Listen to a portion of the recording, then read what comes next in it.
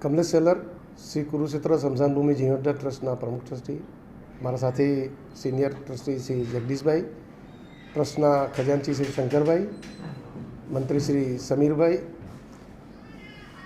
આજ રોજ કષ્ટભંજન મહિલા મંડળ ચૈત્ર માસના આ એકાદશીના પવિત્ર દિવસે ખૂબ જ પાવન કાર્યના વિચાર સાથે આ કુરુક્ષેત્ર ધામ પર પોતે છેલ્લા 10 મહિનાથી આ એક અનઓથોરાઇઝ એક મહિલા મંડળની સ્થાપના કરી લોકોના ઘરે ઘર સોસાયટીએ જઈને હનુમાન ચાલીસાના પાઠો કરવા, સુંદરકાંડના પાઠો કરવા અને એમાં જે પ્રસાદી રૂપે દાન એકત્ર થાય છે તે એકત્ર કરેલી રાશિને કુરુક્ષેત્ર સ્મશાન ભૂમિના ઉપર દાન આપવાનો વિચાર આવવો એ હિન્દુ સંસ્કૃતિ માટે અને કુરુક્ષેત્ર ધામ માટે ખૂબ જ ઉમદા વિચાર છે અને તેને દાનનો સ્વીકાર કરવા માટે અહીંયા આજે કુરુક્ષેત્ર ધામ પર બધા આવ્યા હતા.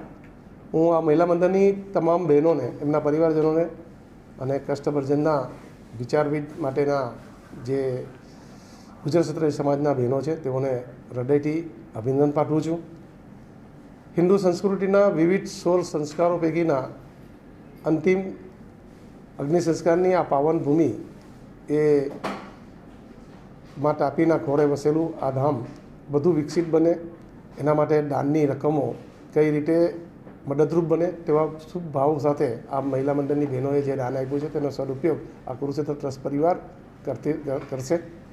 પરંતુ જે રીતે આપણા સમાજની બહેનોને આવા વિચારો આવ્યા છે તે દર્શાવે છે કે હિન્દુ સમાજ અન્ય સમાજોથી અન્ય ધર્મોથી કઈ રીતે વિભિન્ન પડે છે. એની વિવિધ સંસ્કૃતિ અને સંસ્કાર જ એને ઉજાગર કરતો હોય છે અને સદીઓથી વર્ષોથી ઋષિમુનિઓએ જે આપણે સંસ્કાર આપ્યા છે તેને દીપાવવાનું કામ આ બહેનોએ કર્યું છે.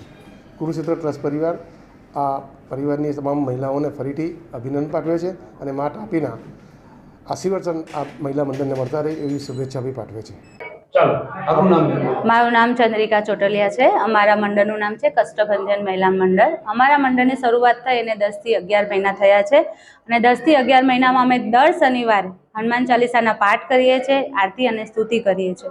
બધાના ઘરે અમને આમંત્રણ આવે છે, અમે ત્યાં જઈને હનુમાન ચાલીસાના પાઠ કરીએ છીએ.